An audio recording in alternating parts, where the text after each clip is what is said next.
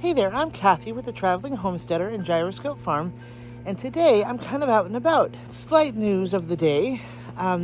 This week has been kind of an eventful week. So, to kind of start things out, give a little premise. So, I had been a vendor at several different events moons ago, and I had made different things like bread. At one point, I was making artisan breads. At another point, I had made other craft items that I would sell. And then at another time, I was selling photography that I had done. So I had kind of had a stint of various different things that I did at farmers markets, festivals, craft fairs, all that stuff. And with some of the things that I've been doing on the channel, I've been thinking again of doing these shows and festivals. And so what I had done was I had started making, as you probably remember, a lavender tincture, a lemon balm tincture, a eucalyptus infused oil, and then I'd also had some information about fiber going through a mill at my local mill in Lebanon. So in addition, I'll be doing a first aid kit for animals. So that's going to include some things that I think are really kind of important for animals.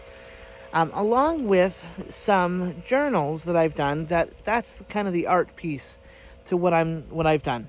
And these have been published through Amazon, which I've kind of figured out how to do that piece too. I have all these products that I'm intending on selling, and I finally pulled the trigger and decided to do that at a show this upcoming week. I'll be at an event called the Monroe BBQ and Logging Festival in Monroe, Oregon.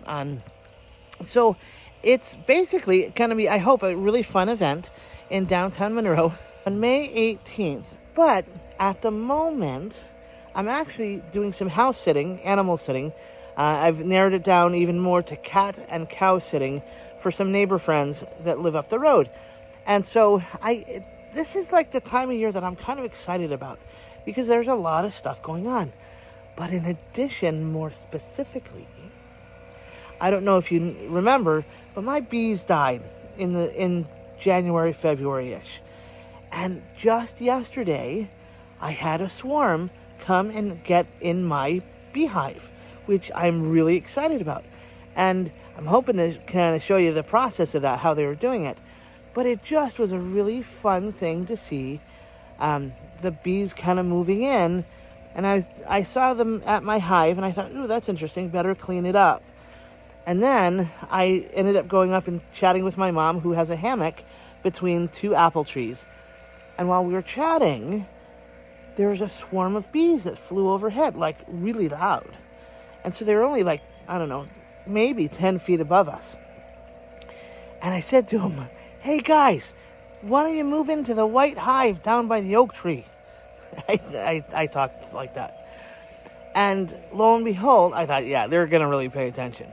Well, lo and behold, I think the bees that I had seen earlier in the green hive were scouts for the swarm that flew over us.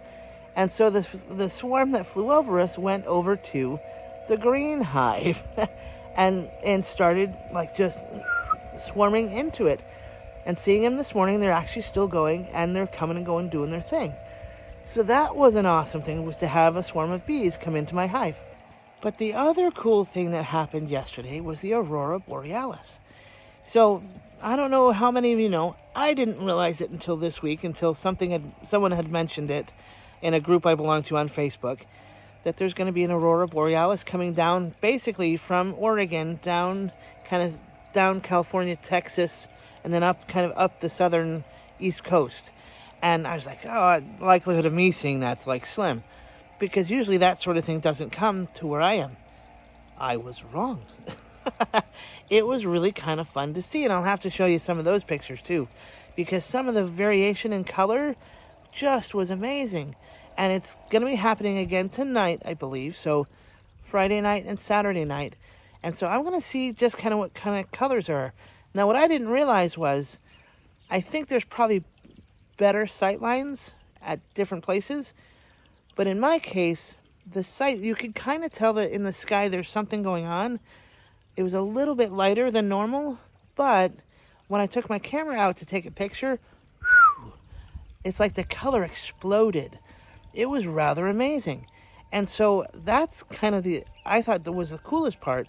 But then the other thing was that I took some videos that I'll have to be a little quiet on. But the sound of the animals that were out last night was just way louder than it normally is. So I'm like, something must be kind of afoot to get the birds and the crickets and the frogs to be all so loud at night. So it's been a rather eventful week, and will continue to be probably a rather eventful week coming up. So if you're in the area and have the time, please come out to the Monroe BBQ and Logging Festival on Saturday, May 18th from 10 until 6. And crossing fingers that it'll all pan out that we'll be there. Just got to wait on some insurance stuffs.